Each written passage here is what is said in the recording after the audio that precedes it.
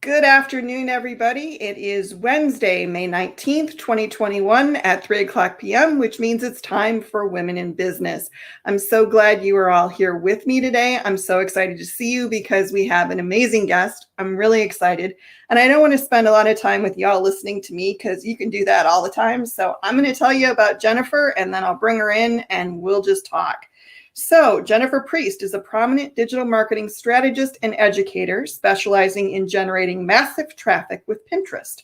Through her program, Smart Pin Pro, Jennifer helps businesses develop a dynamic Pinterest strategy unique to their needs that sends consistent traffic to their online properties. And we all need consistent traffic, people. Jennifer's experience as an Etsy shop owner, online course creator, blogger, influencer, and social media manager gives her a unique understanding of the challenges of running and marketing a digital biz, which she brings to her work with bloggers and online businesses alike. So obviously she's going to have a lot to tell us. So I'm going to pop her in here. Jennifer, so glad you could join us. Yeah, I'm glad to be here. I mean, this is exciting, and I'm excited to kind of get a feel for your show and learn more about you, your audience, and talk about Pinterest and business. Well, I think judging from that bio, you would fit right in with my audience because most of the things that you have done in your past life are things that they're doing now. So let me ask you this, because as I was reading the bio, and this is not any of the questions that I was thinking I was going to ask you, by the way, but it struck me. So one of the things that I've always been curious about is how one becomes an influencer. So I want to start there a little bit real quickly. I mean, because I've never quite been, obviously that isn't something you can declare yourself. Other people have to give you that title, I'm assuming. So the question is it based on number of people that you can well, yes, that makes sense, Christine. It's sort of based on number of people that you can get to do something, correct? Let's start there. I don't know. I think it's kind of similar to the thing of expert, right? What makes you an expert in something? Okay. I remember I met my boyfriend's dad, and he was like very challenging to me. And he's like, "What makes you a Pinterest expert?" I was like, "Well, all these other people said I was." So I think there's a level of it that's like it is a little audacious to be like, "I am an expert," and it's like, okay, well, do you got case studies? What do you got to show? Right. So I think similarly with influencer, maybe someone else has to say that you are, but I think probably the biggest thing would be, do you have influence that someone is willing to pay you for, right? So when we're talking about fair enough. Yeah, like bloggers, YouTubers, is someone willing to pay you to have access to your audience? And is your influence, how much is your influence with that audience worth? Like, if you tell them to buy these granola bars, are they going to buy them? Okay, I like that. So that was just a little thing that stuck in my head, but that's by no means the main thing that I wanted to talk to you about. What I want to talk to you about, those of my audience that know me, know that once upon a time, about 1 million years ago, I wrote an article, 2013, which isn't 1 million years ago, but still, I wrote an article about Pinterest and why decorators should be on Pinterest. And when you were suggested to me as someone to be on the show, I was like, she knows Pinterest. Oh boy. Because I still really think that Pinterest is one of the places decorators can really benefit from. So I wanted to talk to you, and there's a whole bunch of places that I want to start with this. But the one, I told you before we started, I've been stalking you the past few days and looking at all your stuff because I do my research, because that's just the kind of interviewer I am. But the one thing that I saw in, I think it was one of your videos, was the idea that you cannot blame Pinterest if your pins are not doing what you want them to do. It is not Pinterest's job to get you the sale. So can you talk about that for a minute? Because I like that concept. Yeah, I mean, that really was in response to this kind of culture around Pinterest, where it used to be really easy. You would put up anything that was like subpar and it would get traffic. right? And so it was like people didn't have to try very hard, right? We could Mhm. be very surface level with things. And now people are having to go a little bit deeper, and that's challenging, right? That's difficult. That's unfamiliar territory. And Mhm. so instead of taking responsibility for that and digging a little deeper, they're like, oh, I'm just going to blame Pinterest. And when we're in this place of blame, we can't take action, right? All the creativity is turned Love off that. that we need to problem solve. And so then we can't move forward. And so there's this idea that like, okay, well, I'm just going to almost like a wistfulness for the good old days when I could just put something up and I would get traffic. And that post was really to get people in a mindset of moving forward, because what I've seen is that people will post some kind of pin, right? They just change to make it fresh, and we can get into the concept of what fresh pins are. They'll just change the font on a pin, they'll change the colors and Mhm. crop it, and then they're like, oh, it's fresh. And Pinterest is like, look, we already showed people this thing.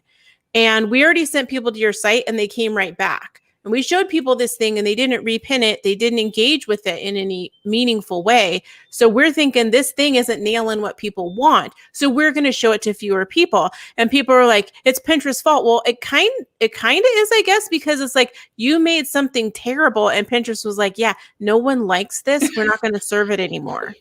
Right. So I it's love like that. if you were at a restaurant and you were like on the line, you're on the line and you're sending out tacos and your tacos are really gross and everyone's sending them back. The chef's going to be like, we don't, what are you doing to the tacos? We're not going to have you making Right. tacos anymore.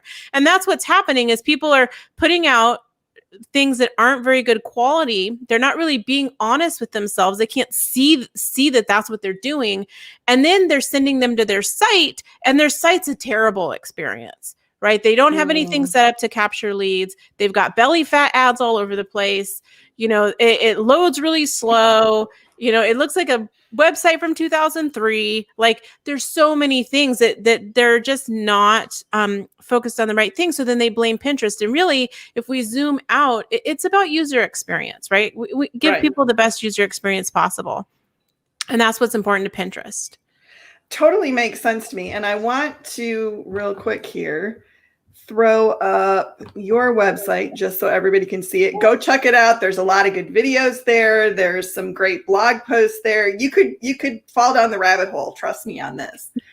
So I wanted to put that one up real quick. And then also the Facebook page, the Real Smart Creative Social. Go like them if you have not already, because there's a lot of good content there as well. And I want you all to learn about Pinterest, because I really do think Pinterest is the place for decorators to be. But I want to go back because we have a question. Jennifer, my biggest hurdle to overcome is how to find time to promote my business on social media, Pinterest, etc., when I'm busy doing all the physical work building the business. Yeah, so I came up in I guess maybe dig into a little bit of my history. I started doing social media and things like that because I had a business selling products and teaching scrapbooking classes. And so I started with email marketing in 2003.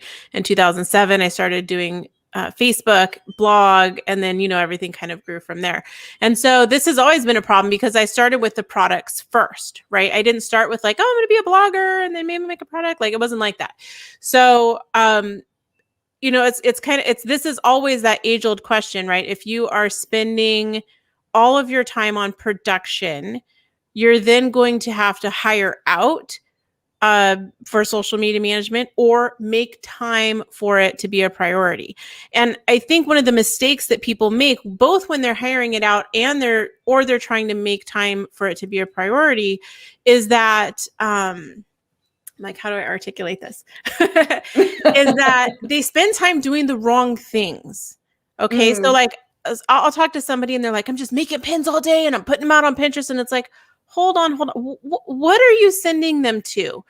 I'm just making new content. Like, I made this new blog post and I'm like, okay, but like, what is the path they need to take to become a customer? And a lot of times, and I say this language all the time in my program, Pinterest is the entry point to the funnel. Okay. And a lot of people are like, I don't know what a funnel is. If you don't know what a funnel is, then we got some work to do.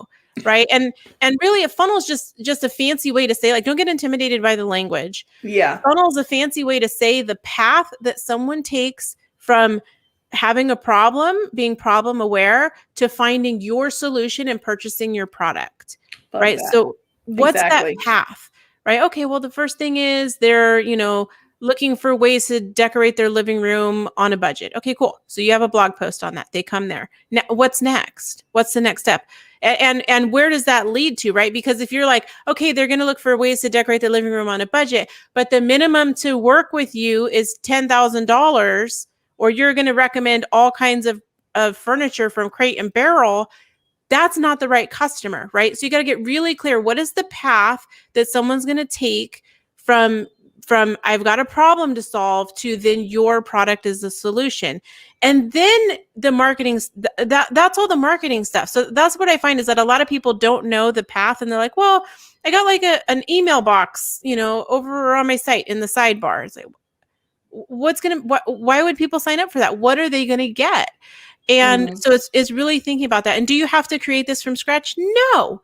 Go to the people that are bigger than you, that have the big budgets, and just go through their funnel and watch what they do, right? Like, you don't have to invent this. You can just go through the funnels of other people and start to replicate that as a very beginner step, but it's a step in the right direction to be like, what is my experience when I go to this site? Like, maybe you want to be like Crate and Barrel and sell, or Pottery Barn or whatever, and you want to sell, different things that are for that type of style, or go to Magnolia or whatever's your inspiration and go through the path to purchase that they have.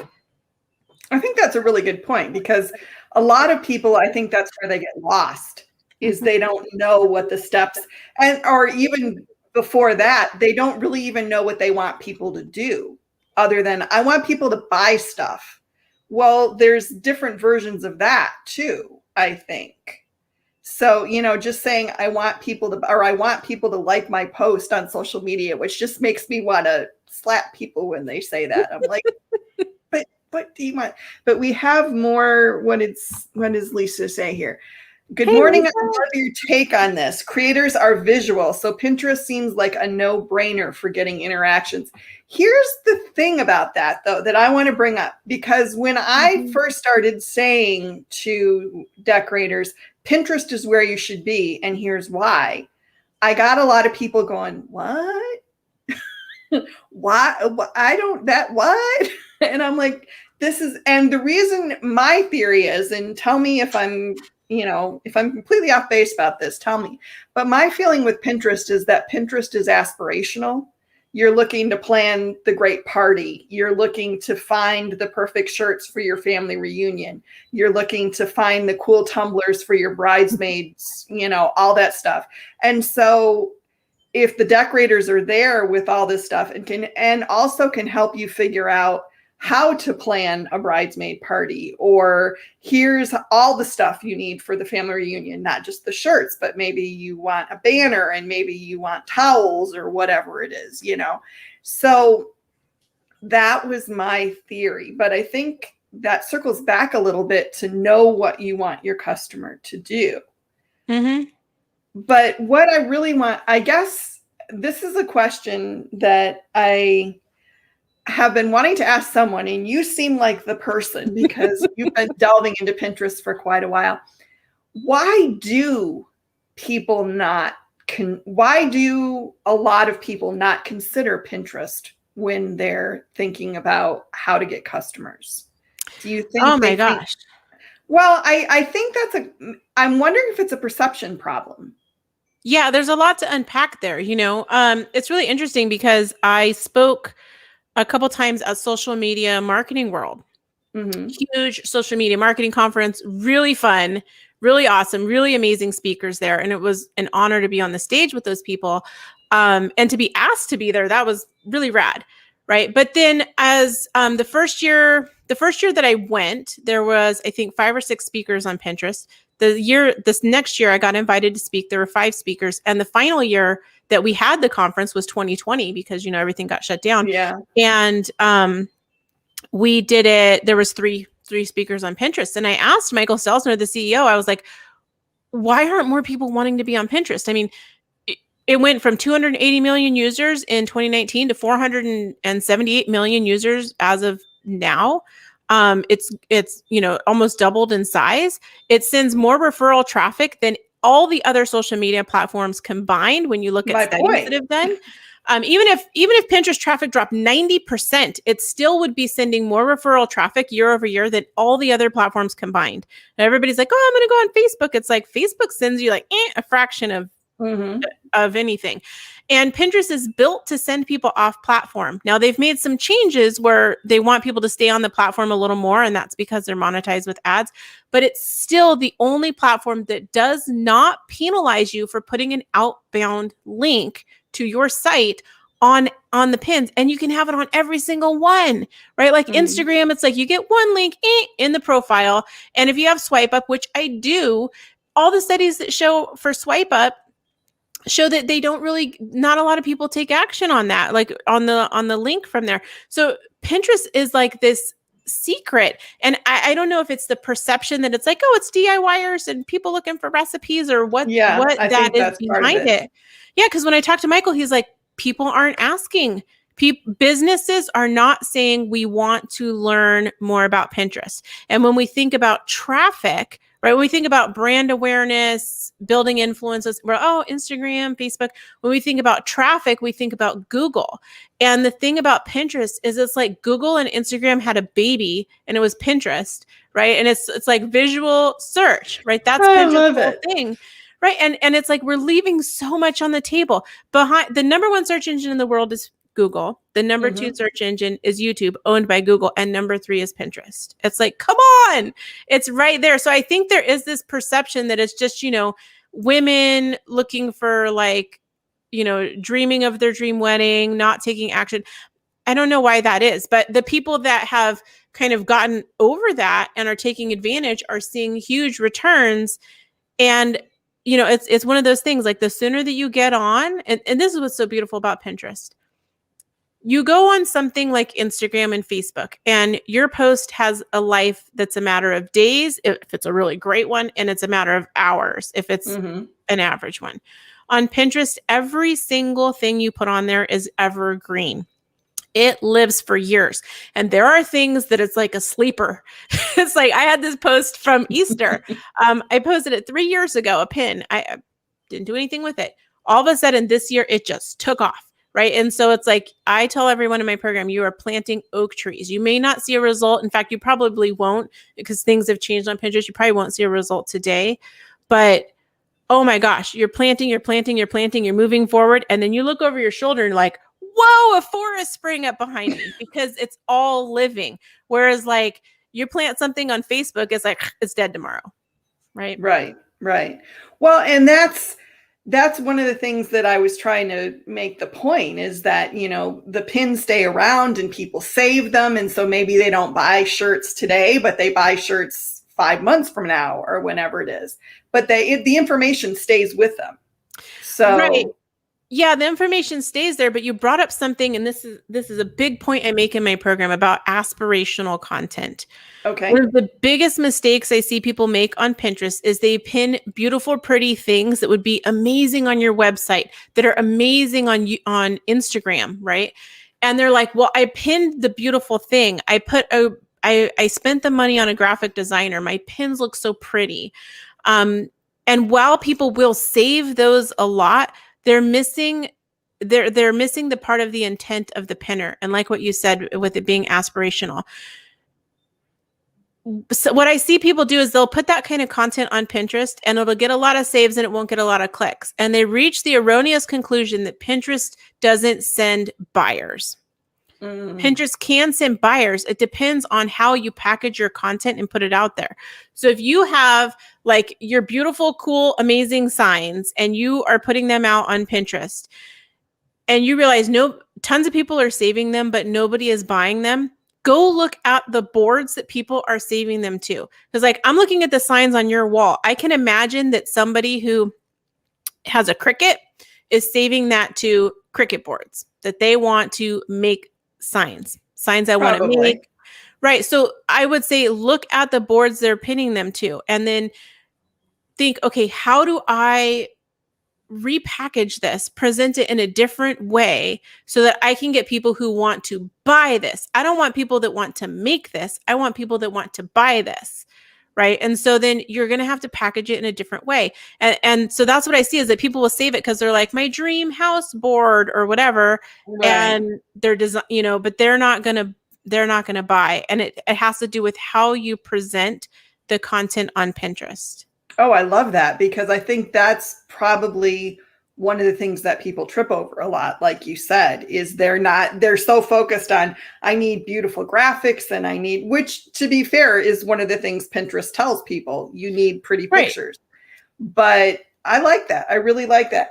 And that leads me to the next thing I want to talk to you about, which is one of your, I think it was a blog post now, but man, I can't remember. It could have been a video.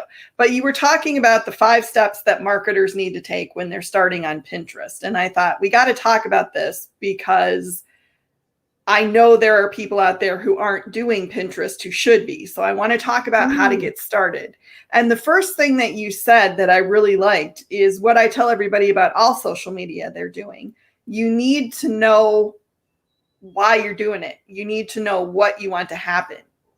And I thought that was really good. So we kind of were just talking about that with what you were saying, but I think to even back it down a step, if you're not on Pinterest, how do you figure out, this is a huge question, I'm so sorry, but I'm going to drop it on you anyway. Okay. How do you figure out what you want to put, what you should be, or what you need to be putting on Pinterest?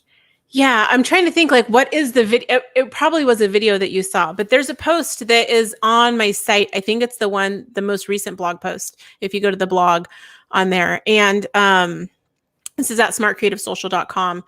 And I talk about, should my business be on Pinterest? Let's try that one. Sorry, hit the wrong one.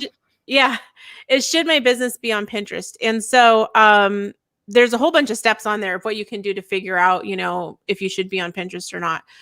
So yeah, when someone's just getting started, I think the first thing would be to do a search on Pinterest and see what's out there, right? What are the terms that people would be searching for? And if you're already, have a Shopify store, or you have your own site, or you have Etsy, you already know some of the keywords, right? Because you're already doing that on your listings. So you could start with those similar keywords over on Pinterest and just do some searches. What is out there? What's missing in the market? Are your competitors there? What are they doing?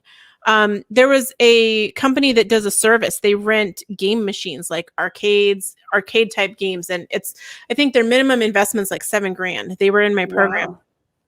And they were considering Pinterest, and they're like, none of our competitors are on there. And they saw it as an opportunity to dominate Pinterest and to really master it before their competitors got on there. And when the trade show, when all the COVID shutdowns hit and trade shows went away, like they did a lot of trade show and big event work, they were like, oh man, what do we do? Well, they've actually seen things pick back up because they had the stronghold on Pinterest. And so now that things are coming back in, they're like, oh, we're already there and we're positioned, and everyone else is behind the 8 ball. So just because you're not seeing things on Pinterest doesn't mean that there's not opportunity there. So the first thing would be do a search to see if people are already there saving ideas from, similar to what you offer. And then the second thing would be like, what do I bring to the market that's different? And just kind of a thing about positioning. If you guys have not read the book, The Pumpkin Plan, I would definitely look at that, right? Because if you're like, oh, I'm just making wood signs. Okay, well, what are you doing everyone's making wood signs. So what are you doing that's different from all the other people that are doing that? And so that book, The Pumpkin Plan, I think is super helpful. I refer people to read it all the time. It's by Mike Michalowicz. You can get it on Amazon. Quick read, and it will help you figure out how to differentiate yourself from everybody else in the market. And that is going to be key with standing out on Pinterest. I think, okay. Sorry, I got distracted because I was writing down the pumpkin plan. But we have a few more comments here. Now, this is one that Kelly DeFries runs, the Crystal Ninja. Yeah, I know Kelly. Amazing. I mean, well, then you've probably seen the car she just did and all that stuff. I mean, this is like Pinterest ready. And, I just feel like this is such a thing that decorators miss. So I like this, Kelly. Yeah, my Pinterest is lacking for sure. And then Lisa said, Jennifer's Pinterest group was such a valuable investment. So I really think that, okay, I'm going to switch because this is something near to my heart. So I want to ask about it. I'm kind of a community builder on Facebook. I have a couple of groups that I run. I really love that whole kind of vibe and everything. I did not know that Pinterest had group pins or group boards. Excuse me. So explain this to me, please, because I'm not familiar with this. Like I said, I haven't really spent a lot of time on Pinterest lately. So what's a group board? Yeah, so a group board is a board where multiple people can collaborate and contribute to the board. So Pinterest has a YouTube channel and they have a video. I want to say it's about a year old. That gives you, it's like a quick couple-minute video that gives you some insight into group boards and what they're about. And I call these signals in my program. Basically, anything where Pinterest is communicating with us is a signal, and we can use that to help make decisions. So they're in this video, they show like a couple who is like decorating this dining table, and it's almost as if they're like they're changing out the decor, almost as if they're like pinning ideas to this group board until they kind of figure out, okay, this is the look we want, and then they go and make the purchase and make this dining table. You know, they decorate it in their apartment. So that's really where group boards came from. Is Pinterest was like, we want people to collaborate. Like, we're planning a party together, we're meal planning, we're, you know, planning how we're going to decorate our backyard, or, you know, a family reunion, that kind of thing. Now, bloggers and marketers, we know how to mess things up.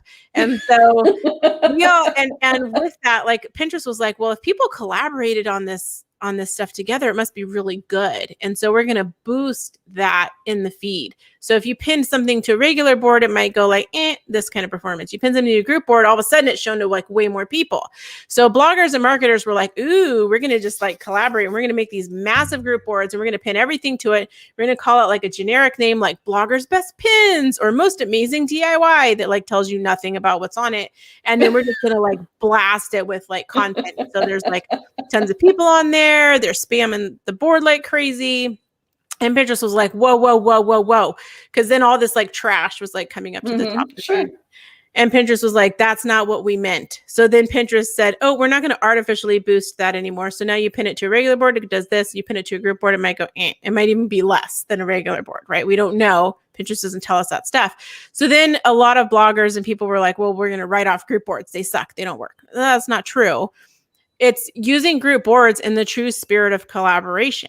And so unlike like a Facebook group, right? A group board isn't necessarily a community that you want to grow really big on Pinterest, because there are some logistics issues, right? Just be letting everybody in, somebody comes in, your board's about home decorating, all of a sudden they're like spamming it with taco recipes. You're like, what? So you've got to have it be people you know, right? So that everyone's clear on the rules. Make sure it's like really optimized and really targeted. And so, and I would say do things that are complementary. Like, again, Pinterest, the thing that's important to Pinterest and Google are user experience, right? So what kind of group board is going to give my followers a great user experience? So an example I like to give is of someone who's in my program who makes baby jewelry. And they don't want to pin their competitors, right? It wouldn't make sense for their competitor jewelry people, but they could create a group board of like heirloom baby gifts, right? And then they could partner with other people who make heirloom quality baby gifts. So maybe someone that does baptism outfits, right? Because this person also does like communion jewelry. Maybe they also get somebody else who does leather bound baby scrapbooks, someone else who does bronze baby shoe service. You know, they would all then collaborate on this group board together, because that is like, if my person is looking for my heirloom type thing, they're probably looking for these other people's things.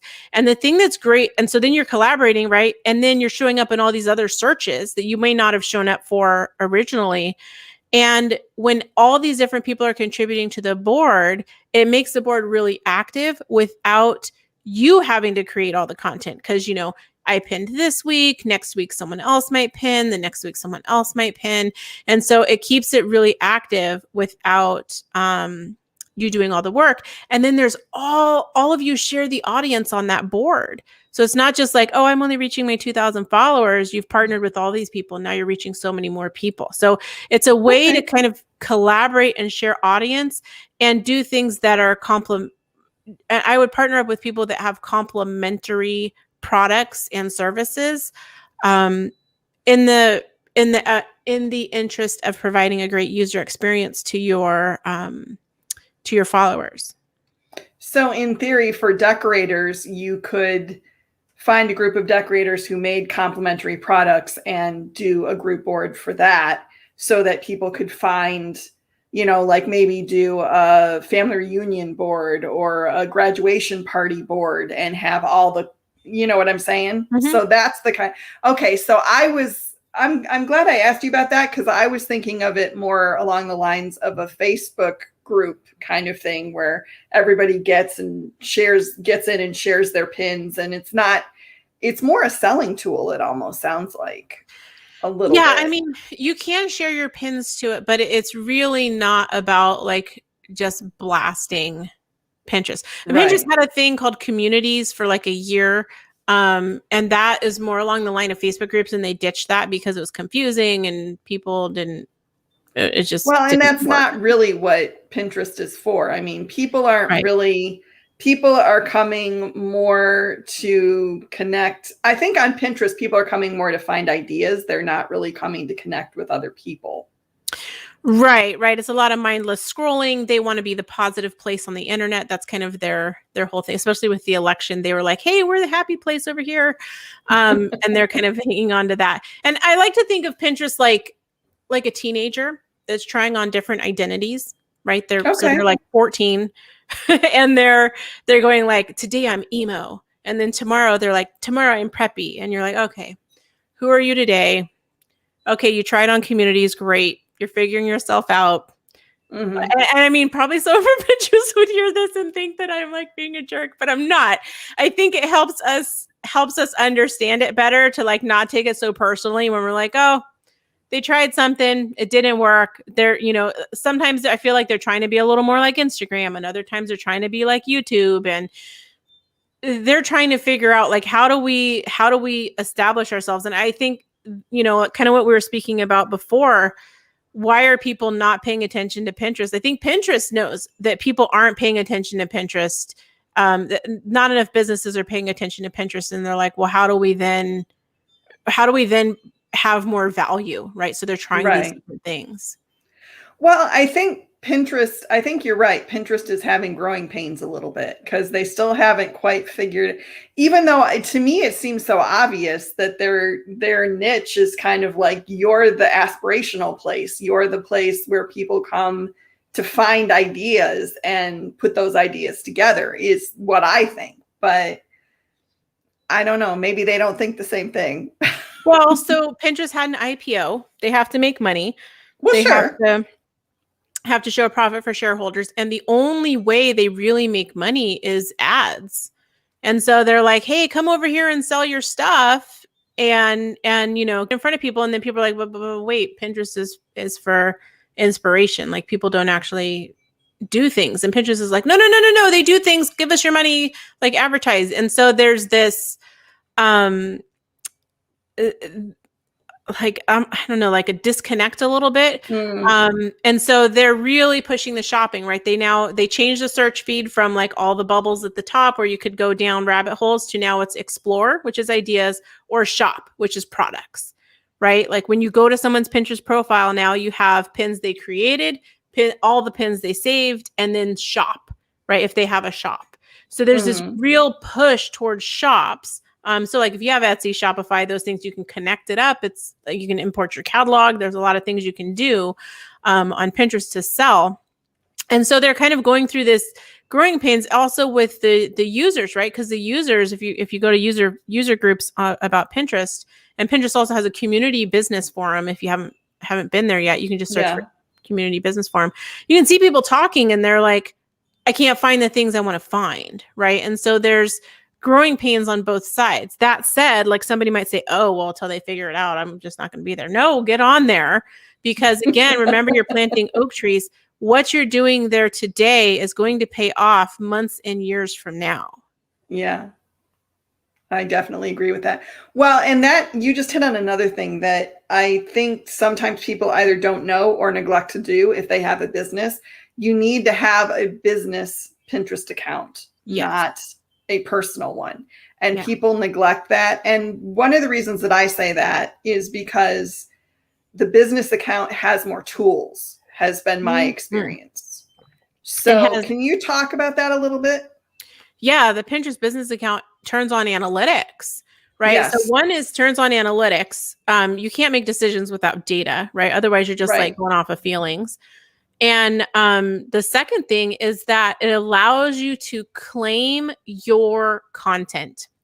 So you can claim your domain, like your .com or whatever, but you can also claim your Etsy shop, your Instagram, and your YouTube channel. And you can claim multiple domains. So for those of you that are like, well, I've got my sign business over here and I got my refurnished furniture business over here, like all those domains you can claim. And what that means is that anytime, anywhere on Pinterest, that any content from your claimed sites, your claimed domains, or your claimed accounts like Etsy, Instagram, etc., anytime that shows up, whether you pinned it or not, your account is associated with it every single time. Oh, that's cool. Yeah, claiming is so important. And Tailwind did a study, and I don't remember the exact stats, but you can go to their blog. Tailwind is a tool for scheduling Pinterest pins. Tailwind did a study, and they showed that like of the accounts that are getting the most engagement, it's like I think 70% of them or something, and I don't know the number off the top of my head, were claimed. And of the lowest performing accounts, only 3% of those, I want to say it was 3%, were claimed. Claiming helps. Like people can follow right there from the pin, whether you pinned it or not. It's great for branding and awareness, and they can then go to your profile, go to your website right there from the pin. So claiming is super important, and you can only do that on a business account. Well, I mean, claiming, like I said, I haven't spent a lot of time with the business on Pinterest lately. I didn't even know about that one, but just from the analytics standpoint, I thought having a business account was, being able to see who's looking at your pins and when and what they're doing with them and all that kind of stuff. That information is so valuable, and you can't get that from a personal account. But I love the claiming thing. If you haven't claimed, I have a YouTube video on how to do that. And that's is that on the website? Yeah, if you go to the YouTube channel. Yeah, if you go to the YouTube channel, it's linked. Look, I got that too on the site. Yeah, then you can see those videos. I have a bunch of videos for like how to make your business account from a personal to a business, how to fill out your profile, all that kind of stuff. I wanted to say something really quick about why this idea of keeping the personal account is out there. Okay. Because you guys might have heard this like on Instagram, on other platforms. There's this idea that like if you change your account from personal to business, that then it's pay to play. You're going to get less reach, and so it's a hack to game the algorithm, right? To game the system, to be like, well, I'm just going to go with a personal account even though I'm a business, and that is a very short term. It's very short term thinking. Because if you're trying to build a long-term business, like you're then losing out on all the tools, you're losing out on the trust factor for a business account. A business account on Pinterest looks different than a regular person's account. What you can do is different than a regular person's account. And so you're kind of like, I don't even have like a good analogy for this right now, but it's just doing things in an unprofessional way when it's like this isn't long-term healthy for you. Like Target isn't out there going and saying, you know what, we're going to switch to personal profile. Like it doesn't work. It just doesn't work. Well, I like it. We have a couple comments here. I have to laugh. Kelly says, ooh, I think I claimed mine, but we'll double check with your video. So new video viewer. And Cindy said, I just had to share this with my husband's cousin. Lots of great information. Awesome. Yeah. So we're getting through to people. Yay. Yeah, you can check if your site is claimed. Going into your profile on Pinterest, you can check there. It'll say claimed sites. It'll show on your profile. It'll have your link to your site up there. And then you can open any of your pins and it'll show that it's associated with your account or not. So let me ask you this, because this is something that, I mean, most website packages, if you're building a website these days, they will provide you with the opportunity to put up little pin it buttons or whatever that is. But a lot of people neglect that. So maybe this is a question. How do you get people to pin your stuff? And I know, again, this is one of those like humongous boulder questions that I just went boom. But it seems pretty basic, but you know, I think we're so used to those little buttons being there now that we don't think about it. So how do you encourage people to pin your content? I mean, besides obviously having good content. I'm sorry, I probably took away the best answer. But No. I mean, that is one thing. I think the other thing is tell them, right? People are busy and they're like, oh, that's a good point. Yeah. They're like in their head, they're thinking about 400 different things, right? And so we need to make it easier for them. Just tell them what you want them to do. You like this recipe, pin it. You like this thing, pin it. Because if they get it on Pinterest, I hate saying things like this. Like, I don't want to say it has more juice, but there's some cachet to someone else pinning it than you, the owner, pinning it, right? So, you know, 1, tell them what to do. 2, make it easy. So if you need to put buttons on your site, right? Pinterest has a piece of code you can put into the body section of your blog posts, and there's probably places to do that on your products as well. That makes it so that button shows up when they mouse over the image on your site, then a button to pin it shows up. Oh, nice. Yeah, you can use plugins if you're on WordPress. I don't like plugins, and so that's why I just code it into each blog post. And you can find out how to do that. It's pretty easy. And then, you know, something like Etsy, right? Those platforms have it built in where people can pin. The other thing, put your pins on Pinterest, right? Put them on Pinterest, optimize them to show up in search, optimize them for Pinterest. Most people are looking at 80% of people are looking at Pinterest on a phone. So make your pins vertical, right? If you have a little squat image that maybe looks great on your site or looks great in your Etsy shop, but it doesn't look good on this, then, you know, it's only like a little tiny piece of the screen, then not as many people are going to save it. So optimize for Pinterest and make things shareable so that it's easy for people to want to share it. So kind of a recap: 1, tell them what to do. 2, make it easy for them to share with the button. And 3, put it on Pinterest yourself so it shows up in search. Make sure it's optimized. Okay, I need to circle back to something you just said now, because I went, huh? I know what optimize means, and I understand that one needs to optimize for whatever platform you're using. So here's the question. What is a well-optimized pin in Pinterest's mind? How about that? So, all right, I'm going to have a little bit of a technical answer here. Okay. Because like Tech Speak, you can go to the Pinterest engineering blog and they explain all of this there. I believe there are a couple of posts from 2018, 2019, and some as recent as 2020 that talk about how engineering on Pinterest works. So Pinterest looks at your pin and it looks at cues from the pin, from your account, and from the board it's saved on. And it says, oh, this pin is about tacos and it's about chicken and it's about Mexican food. And so it associates labels with the pin. And it's essentially like a matching game where it says this pin is about chicken, tacos. And so we're going to match that to other people that have labels for chicken, tacos, Mexican food. And then we're going to see how it does. Right. And so then it, based on their interactions with it, it shows it to more or fewer people or similar people, or it says, wow, all these people that interacted also have a label of cilantro. And so we're going to show it to the cilantro people too, right? So it might even associate it with based on their interactions, it might associate it with other labels that weren't even on your pin. So you need to make sure optimizing is essentially search engine optimization. You need to make sure that you have the right words, the right cues in your pin to let Pinterest know what it's about so it can put the right label on it and show it to the right people. So when you are writing, whatever little tagline or copy might go on your pin, or when you're putting the picture up and putting, whatever keywords in that you're putting in, you need to make sure that you don't just slap something up there. It's got to be well thought out if you want to get the right results. Yes? Yeah. So there's the pin title or name. It's called name now. Right. The description that goes underneath that. Then there's the pin itself, like what is showing in the image. Pinterest has AI that can like scan the image and it tries to figure out what's in it.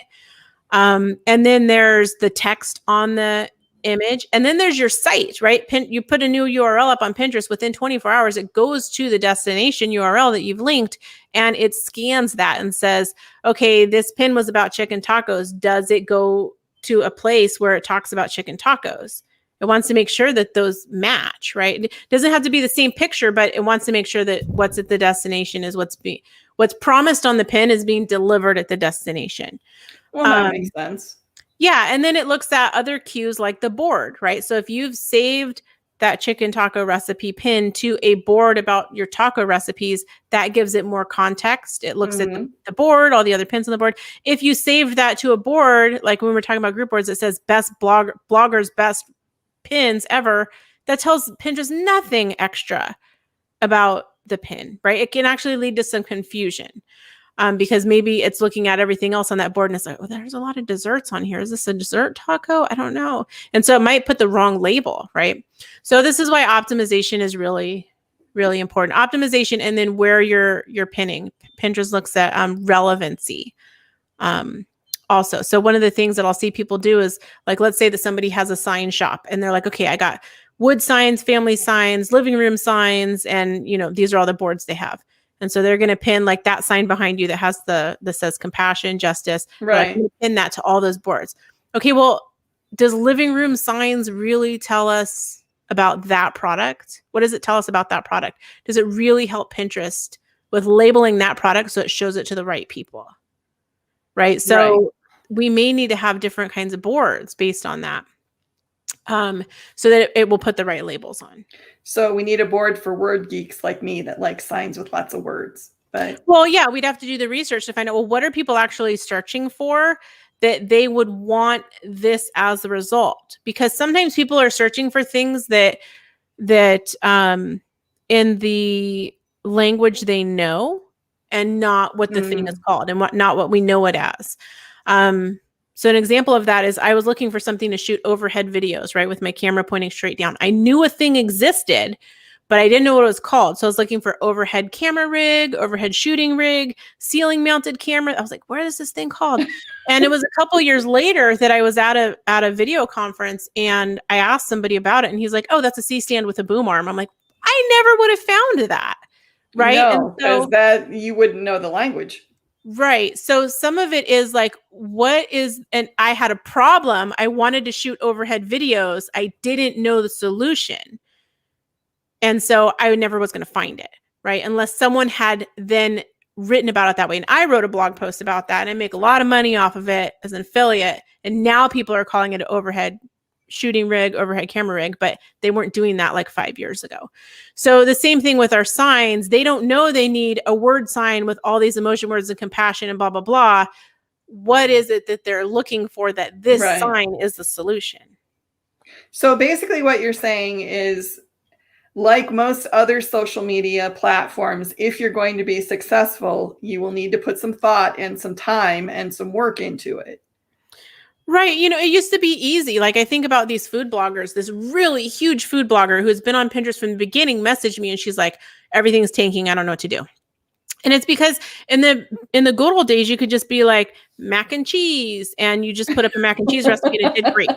Right. And then you were like, okay, I'm gonna get more competitive. I'm going to do vegan mac and cheese. Okay, whatever. Like, and now everyone else is doing that, right? So we're going down like the surface. We're only going down like 1 or 2 levels. Now we need to get deeper because you go and do a search for mac and cheese. And this is a good exercise. Do a search for macaroni and cheese on Pinterest. And you're just going to see a sea of yellow. And we got to think about like, what is it that our searchers are experiencing on Pinterest? What are pinners experiencing? If they're just looking for inspiration, they're just going to pin, scroll. If they're really looking to take action, they want a solution. they're going to click on a bunch of different mac and cheese recipes and they're going to get search fatigue after a while, right? You've Yep. probably seen this on Google. You click 2 or 3 results and you're like, this sucks. I'm going to go search something else. And then you get frustrated, right? Mm-hmm. We need to think about like, what is it that's really behind? What are they really looking for? And we need to go some levels deeper, right? Into what is the real problem behind it? Why do they want vegan mac and cheese? Oh, because they have a kid with a dairy allergy. So they're trying, so then there's some other angles we gotta do for things, because the surface thing worked and now it doesn't. That's saturated. So then this next thing worked, now that's saturated. We've got to go deeper. And what we're doing is we're looking at how do we present our content and package it in ways that it's going to get that target audience and really speak to them and move them on that path to purchase and move them on that path to coming to our site, not just today and tomorrow, but for years. We want to build pins that are going to last for years. And that's what a lot of people aren't doing. They're like, okay, I said mac and cheese in green. Today I'm going to say mac and cheese in orange, fresh pin. It's like, no, that's not what people need. They don't need more of the same thing. Well, and you just made a really good point there. And again, something I hadn't thought of, but now that you said it, I'm like, well, oh, that's so obvious. But like you said, you want to make pins that last for years. So you don't necessarily want to make trendy. You don't want to follow the latest, hip phrase of the moment or whatever, because that's not going to be hip. And I just said hip, which totally makes me terminally unhip. I understand this, but you know what I'm saying, that there are people who will jump on whatever the latest buzz phrase is or the latest, meme or whatever it is. And that stuff's not going to fly long term, because in 6 months, people aren't going to remember what that was or think it's funny anymore. Well, and there is opportunity. There's a place for that on Pinterest, right? So let me think. What is something that like shibori dye, right? Like that kind of became trendy. Or actually, let me change this up. Let's talk about dieting, right? For a while, it was paleo, right? And then it was like, oh, now it's keto. And then now today it's clean and, LCHF, low carb, high fat, right? So it's like kind of all the similar thing, right? But it's just, we're using different words for it. Right. So one is being attentive to trends, zeitgeist, what's happening in the world, and going, okay, this is how we discuss that, right? Like at a point in time, it was okay to say Oriental rugs. Now it's like not okay to say that, right? Mm-hmm. So it's going and being attentive with the times. How do we package this to still solve their problem using the words that people are using? And then there's an even more micro trending of Pinterest has a today tab.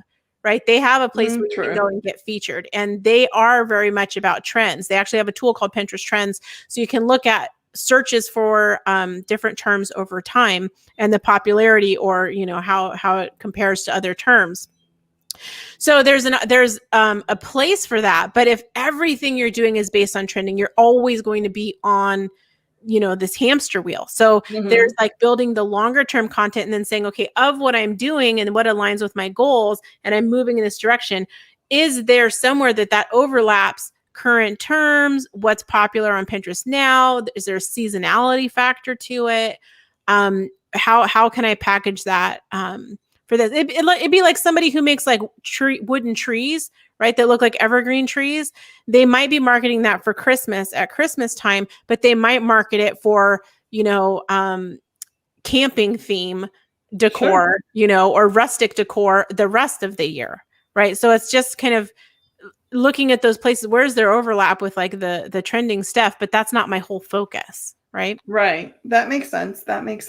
Well, I think one of the things that I really like, I like everything you said today, but one of the things that really has stuck with me, and that I kind of want to circle back to, because we're getting towards the end a little bit, is just spend some time on the site and look at what people are doing for the things that you want to put out there, and get some sense of how other people are presenting that same kind of material, and who's saving it and what they're doing with it. And I think the reason I like that so much is because I think a lot of people neglect that step they kind of go, this is what I want to do, and everybody's going to love it. And I mean, everybody doesn't always. There's a few things you can do. So it depends on like how competitive you are. If you're a blogger, there's a lot of leeway for this. You can pin anybody's stuff on Pinterest. And what's beautiful is once you pin it and you have a business account, you unlock analytics for it. So you could pin your competitor's stuff and then watch how it performs. You also can that. Yeah, you also can, and then you can delete it off like when you're done or whatever. You also can like I do this all the time when I'm doing research, and there's a company that I worked with. It's $100 million a year company. And we did this. We had secret boards where we would be doing market research and be like, what is everybody else doing? What's all the pins on this? What, on this topic. And then we would create secret boards and we would watch what was happening and collect the trends. And then we would look at those and be like, how do we differentiate ourselves in this category? And so you can make it secret. No one's going to see it. The other company is definitely not going to see it if you saved it to your secret board. And collect all of that and then watch. And then see what people are doing. I love that, because that's, again, another tool that most people wouldn't think of. I mean, I did a couple over time, but I never thought of using it for, marketing purposes, which I'm like, oh, that's a good tip. I like that one. Well, and I think too, when you have the one Pinterest account and maybe you don't want to have more than one, and you're like, okay, we do wood signs, but I also want to save marketing tips I see on Pinterest, right? And I also want to save dinner ideas. Put those on a secret board. You can still use your Pinterest account for your personal interests and for other things in your business that aren't public facing.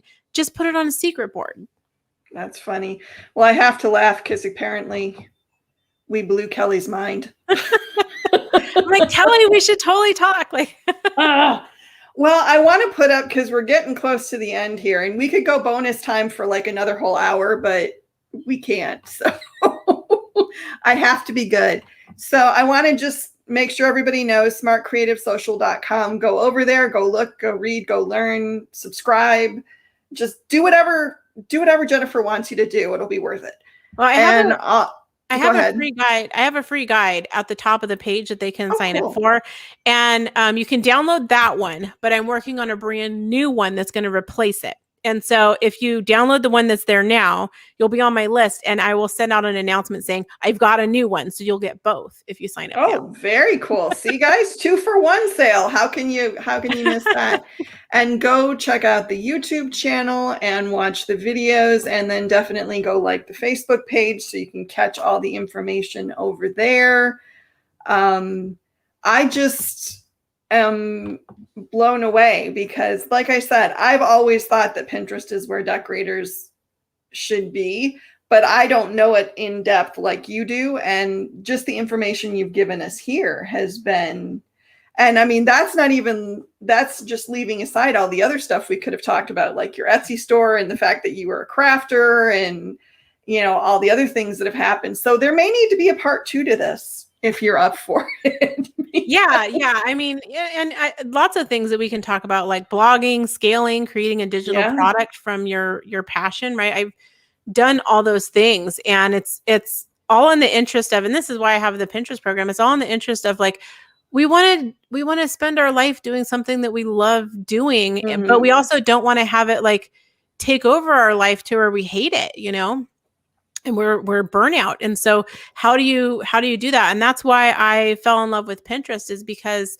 I was on the brink of burnout. Like I was really thinking about quitting for quite some time. And I remember one of my friends, Crafty Chica, she's like, why don't you just do sponsored blog posts and just work on your blog and quit all the traveling and stuff? And I was like, I don't know. I don't have enough traffic. And so then I started really working on Pinterest to grow my traffic. And, things kind of snowballed from there. But it was this thing of like, it's helped me create a life where I have so many things that we want, right? Freedom, money, freedom of location, like freedom of time, like being able to live. And so you can't do that if you're hustling every day on Instagram. I'm not saying Instagram is bad. I'm just saying it takes a different level of involvement, and there's a different level of ROI. And so that's why I was like, with Pinterest, we're just planning things that are going to give us results for years if we do it right.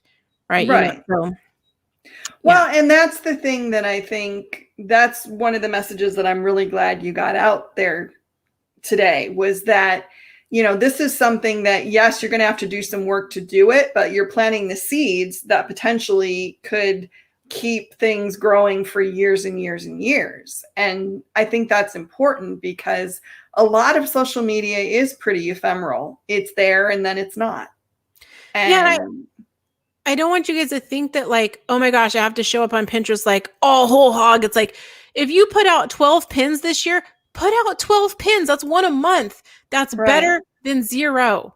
It's better than zero, Right. You don't have to. And I think that speaks to the question we had earlier from Cindy Long about how do I find the time to do this? It doesn't have to be whole hog. I'm going to devote 20 hours a week to this. If you've got an hour, do an hour. It's better than nothing. Just use your time wisely, which means figure out how to optimize to get the best results for whatever you do. And I have to give you guys a warning. There's a lot of trash guidance out there, especially on YouTube. I was on Clubhouse this morning and this woman came on and she was like, I need you guys to help me. I watched a YouTube video and they told me to keyword stuff and now my account's marked for spam. And I was like, oh my gosh, like there's so much bad advice on YouTube. Mm-hmm. If you are wanting to take a shortcut of, I want to do this, but I want to do it right, investing in a program, getting guidance is going to be key because you're just going to find so much old information. Pinterest changes all the time. Yesterday, they changed the name of story pins to idea pins. They change all the time. And it really is going to help you shorten the distance and reduce a lot of pain if you find a guide to guide you through. Of course, I would love to be that guide, but I'm just saying like find a guide because doing it on your own, you're just going to make a lot of mistakes.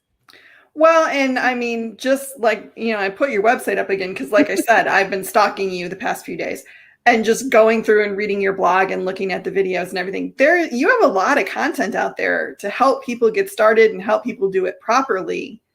And then, find somebody you can trust and somebody who knows what they're doing. Because I'm with you. That's one of the things that I hate worse than almost anything is the fact that there's so many people out there just throwing out information and claiming they're experts, and they have no standing to be able to do that. Yeah. And I think sometimes people think they're helping, right? Because they're putting stuff out there and, or they're like repeating things that they said. And then we start playing this game of telephone and people start saying, well, Pinterest said, and I'm like, where did Pinterest never said that. And so, but it's like, I don't think the vast majority of people are trying to do it like from some nefarious place. I think they are trying to be helpful. And what they're not realizing is that like a lot of times we do damage. And one of the things that I find is that people will ask me, well, Jennifer, why don't you just tell me how to do all of it? And I'm like, because if I tell you how in this context, and you only have this little bit of information, but you really need this amount of information to really understand and have success, you're going to fail. You're going to fail. And then you're going to come to the wrong conclusion. You're going to be like, Pinterest sucks, right? You're going to quit that. You're going to be like, that woman, Jennifer, she's stupid. She doesn't know what she's talking about. That might be bad. Or the worst thing of all is you're going to quit. You're going to quit and you're going to miss out because I gave you something that guaranteed you were going to fail because you didn't have everything you needed to succeed. And that's why I teach a program. And this is why I say, like, whether you invest in my program or not, get a program that you can follow that gives you the whole picture instead of trying to piece it together, because you're 99% going to fail if you're just going off of little pieces because you don't know how they fit into the grand. Imagine trying to put a puzzle together and you didn't know what the final picture was supposed to look like. That's what it's like. So it's definitely a recommendation, and I'm going to close it out here because, like I said, we could go for another hour and then, oh goodness. But it's happened, trust me. But I'm trying not to allow it to happen because then it's just too much. An hour is about optimum. After that, people's minds start going boom. But the point that Jennifer was making, and I think it's a very valid point, and I really want to reinforce it, is do your due diligence, people. Figure out if the person who's giving you the advice knows what they're doing. Invest in working with someone who's done the time and understands what's happening, because that will really work. And Kelly says, thank you all so much. Glad I caught this one. I'm glad you did too, Kelly. It's always nice to have you here. All right, everybody. I'm going to say thank you all for being here. Thank you, Jennifer, for being here. It was Thank you. amazing. And we learned so much. And next week, honestly, don't know what's going to be on here yet, but it'll be something.